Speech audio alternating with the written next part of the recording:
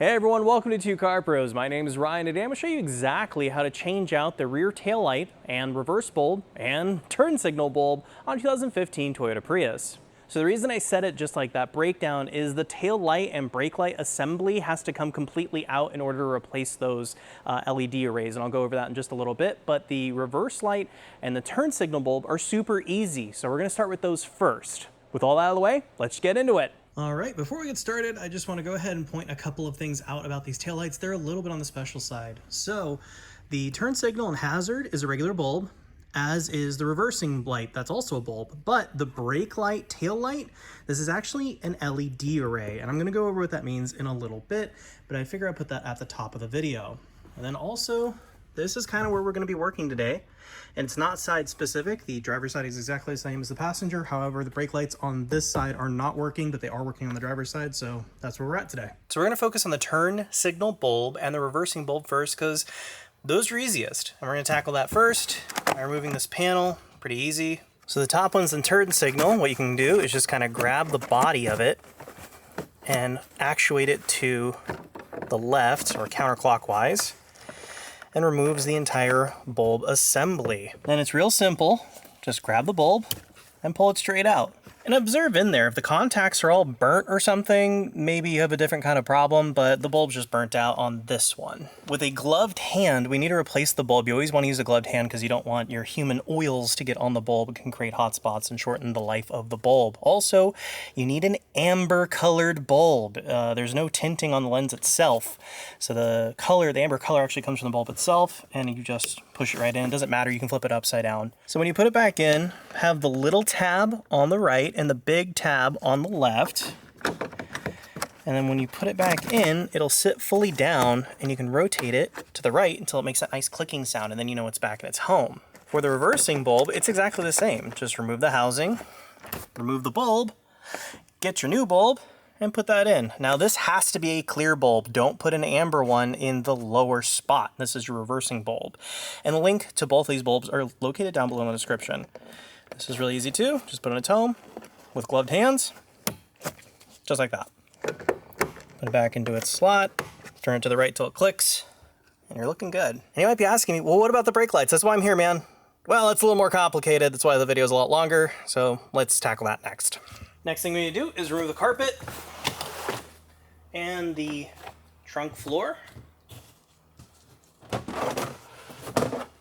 And then remove the subfloor. And then remove this lip cover. Just kind of pull straight up. Like that. And then remove the battery cover tray. On the other side, it's very similar. This is basically a really roundabout way we need to get this trim piece off, so if you're wondering what I'm doing. Next, we need to buzz off this 10mm.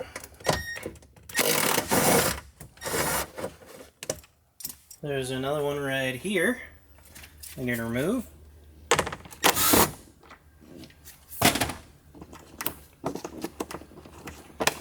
I can remove this piece pretty easy. And what this has basically enabled us, all that work, is to peel back our trim a little bit, because we need to get to the back side of the light fixture. So right here is the electrical connector that holds it to the car.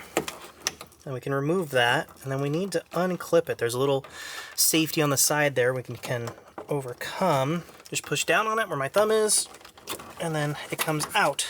Very cool. And then it's two 10mm deep holes, or use a wrench. Also not on very tight.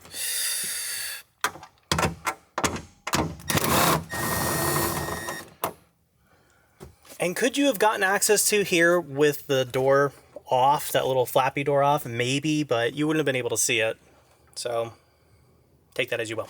And on the outside, we just need to kind of move this trim to the side. And once you've removed those fasteners and everything's kind of out of the way, go ahead and grab the lens firmly and pull straight backwards. Don't try to like pitch or yaw or anything. Just... So there's a little clip right here that kind of holds it to the taillight there, but mine just snapped. That's why you want to just kind of go straight backward instead of trying to go up with it. So I just got done doing the left side and pulled the car out of the shop, and I just wanted to show a little tip I learned is if you just put your hand here while you're pulling on the tail light, that little clip comes out a whole heck of a lot easier, so you might have to enlist some help to do that, but holding it like this, and the clip just popped right on the other side. So little tip from future me. So here's our taillight lens. Like I said at the beginning of the video, these two are just regular bulbs, super easy. However, you'll notice this little plug right here, that's actually what turns your brake lights on and off. And why the wires are so small is because these are all LEDs. And when the driver inside of there goes bad, or maybe one of the LEDs has a problem and it causes a cascading effect of failure, well, unfortunately the whole lens goes bad. And maybe if you're some sort of real whiz with LEDs and drivers, you could replace those individually and get that back working for very cheaply, but that's not me. What I'm gonna do is unfortunately buy a whole nother one of these lenses and put it in. So on the back side of the lens, there's going to be little plastic pieces sticking out like this and here, and the two studs, and that's gonna line up with these 4 holes in the body. So what we need to do, and make sure if your cleat is still good down here, make sure that's really lined up precisely. Line that up, line the holes up. And then when you get to this stage, just push on the lens that way until it locks into place. Now, as far as the fit goes for this rear bumper, this Prius has already been in a little bit of an accident. This has been warped just a little bit. This rear bumper cover essentially doesn't really function as a bumper. And that's probably what led to this clip not working exactly. And people usually get pretty angry at me when I show them how to do it the long way, removing this rear fascia piece. But I think if you just pull the taillight out, you know, perfectly straight, that clip should release. But I did want to mention that, hey, I'm willing to bet technically the right move is to remove this piece. But like I've said in the past, I've shown how to do stuff like that, and everyone gets very cross with me. So take that as you will. However, I think the way I did it is perfectly acceptable. And before I do another thing, what I'm going to do is grab the electrical connector, line it up, plug it in, and we're going to test it. Okay, brake light fixed. Reverse light works. Turn signal. We'll kind of put the light plug back into its little perch there. So then we can put the nuts back on these studs.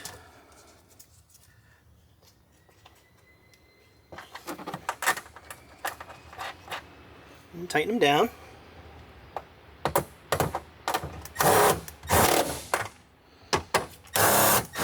We're going to use a German torque spec, good and tight.